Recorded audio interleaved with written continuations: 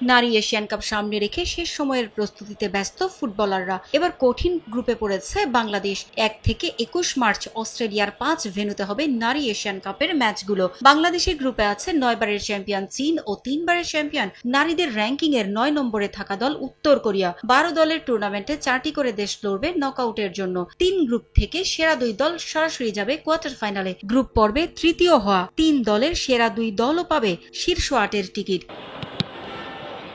তাই সামর্থ্যের সেরাটা দিতে পারলে বাংলাদেশের সামনেও সুযোগ থাকবে কোয়ার্টার ফাইনাল নিশ্চিত করার। তা করতে পারলে ২০২৭ নারী ফুটবল বিশ্বকাপের পাশাপাশি ২০২৮ সালের অলিম্পিকেও খেলার সুযোগ পেতে পারে আফিদারা। হাতে সময় নেই খুব একটা। গ্রুপের অন্য ২ প্রতিপক্ষ চীন, নর্থ কোরিয়া ও উজবেকিস্তান, যেখানে একের পর এক দেশের সঙ্গে প্রস্তুতি ম্যাচ খেলায় ব্যস্ত। সেখানে চূড়ান্ত দল নিয়ে ধোঁয়াশা তৈরি করে রেখেছে ফেডারেশন। নারী দলের ক্যাম্প শুরুর আগে ২৬ সদস্যের দল দেওয়ার কয়েক ঘন্টার মধ্যেই সংশোধন আনে বাফুফে।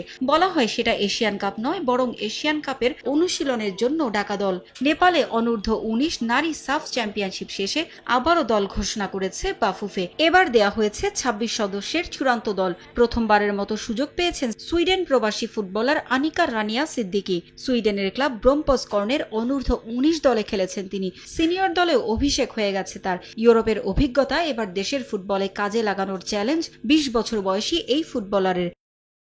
মাত্রই ভারতের কাছে হেরে অনূর্ধ্ব ১৯ সাফে রানার্স আপ হয়েছে বাংলাদেশ। সে দল থেকে সুযোগ পেয়েছেন আলপি আক্তার।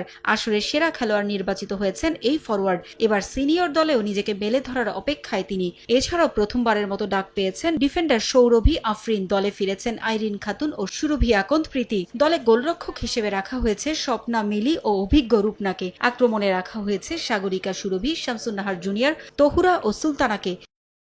রক্ষণে আফিদা কোহাতি, আফরিন নবিরন, শিউলি, শামসুন্নাহার সিনিয়র ও হালিমা। মাঝমাঠে স্বপ্না রানী, মুনকি, আইরিন শাহেদা, উমহেলা, ঋতুপর্ণা, মনিকা, আনিকা রানিয়া ও উন্নতি। এছাড়াও স্ট্যান্ড বাই তালিকায় রাখা হয়েছে অর্পিতা, সিনহা জাহান, শান্তি মার্ডি ও তনিমা বিশ্বাসকে। ফুটসাল জয়ের পরেও দলে উপেক্ষিত রয়ে গেছেন সাবিনা সুমাইয়ারা।